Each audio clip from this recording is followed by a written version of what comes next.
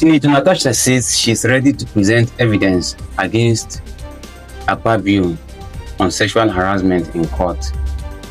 Today is 7th December 2025. We bring you the latest news in Nigeria. Let us go straight to the news headlines. Nigerian military jet crashes in Niger State community.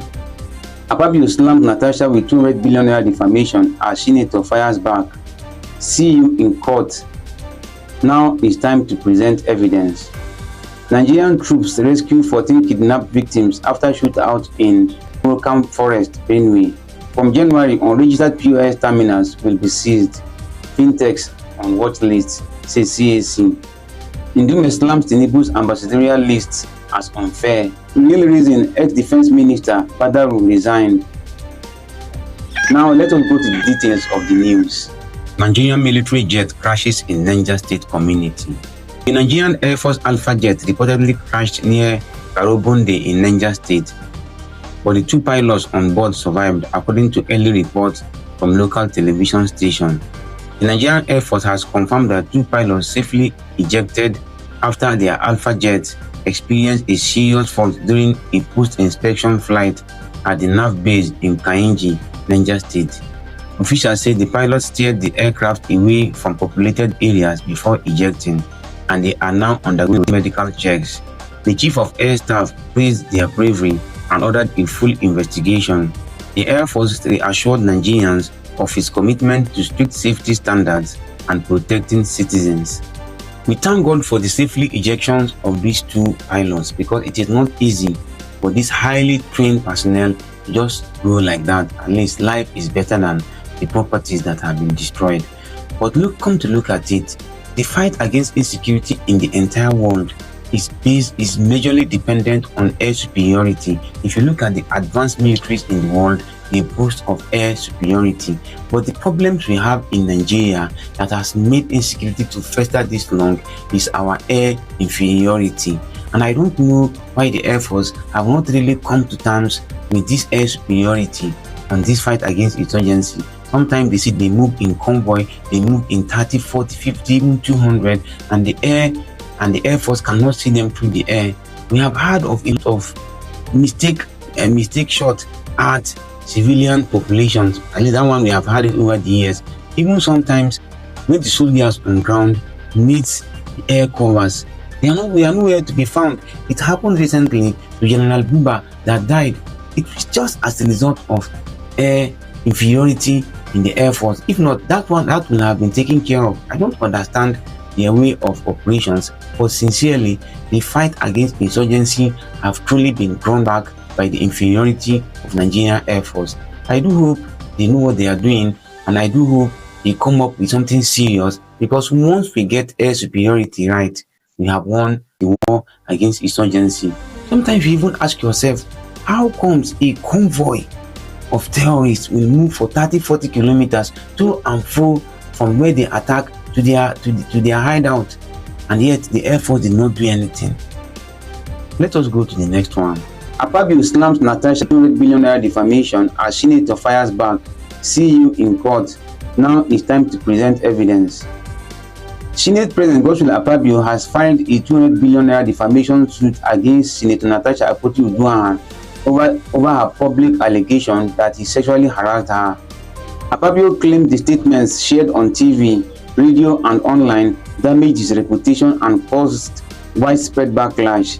He is demanding huge damages, public retractions, and nationwide broadcast apologies, as well as the removal of all related online content. After failed attempt to serve Natasha directly, the FCT High Court granted Akpabio permission to serve her through the Clerk of the National Assembly.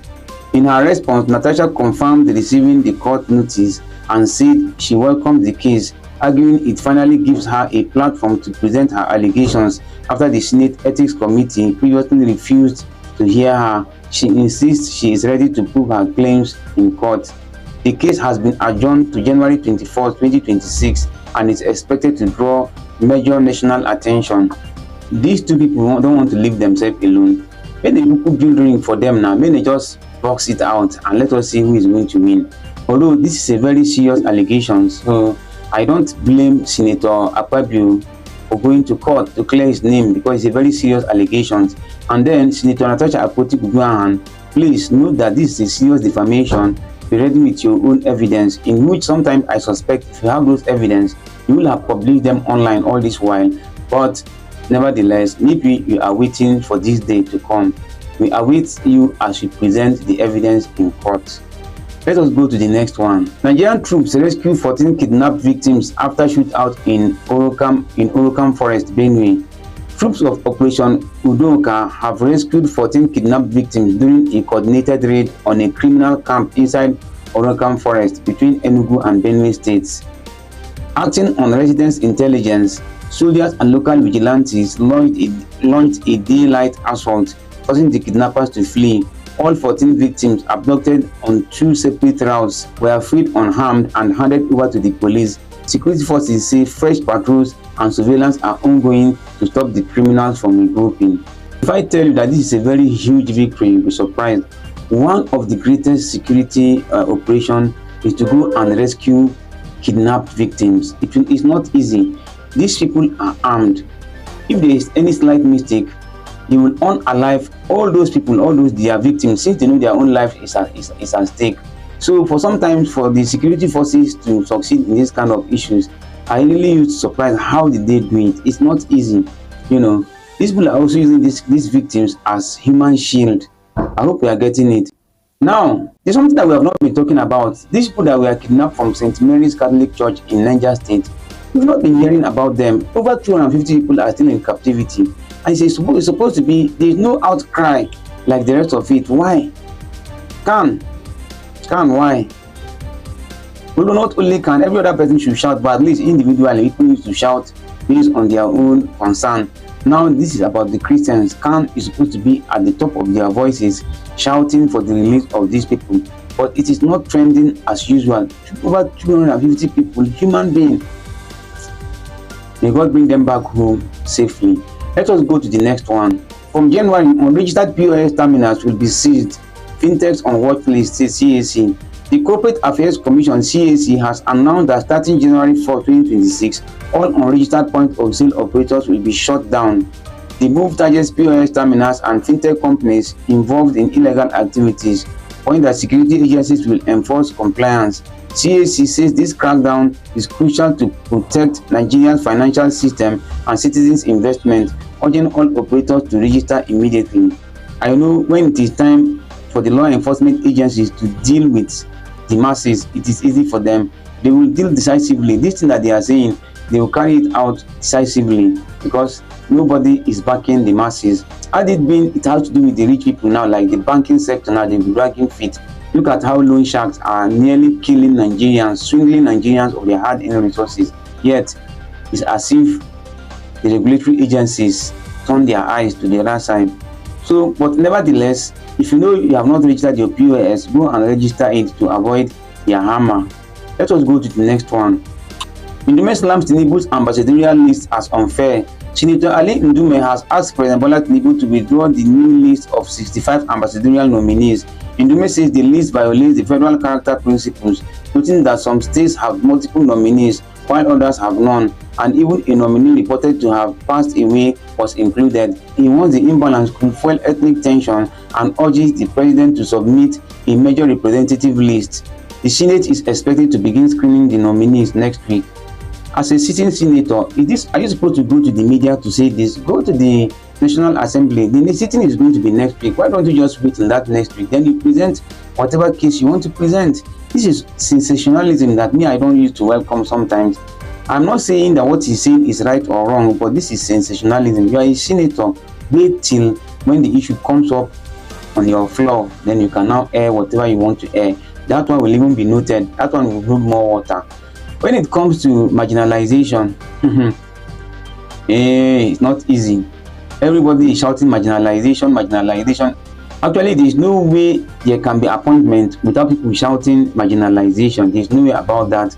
But the president most of the times must select those whom he trusts, whom he feels he can work with. I hope we are getting it. But even at that, there should be an institution saddled with the responsibility of obeying or ensuring that the president obeys Federal Character Commission.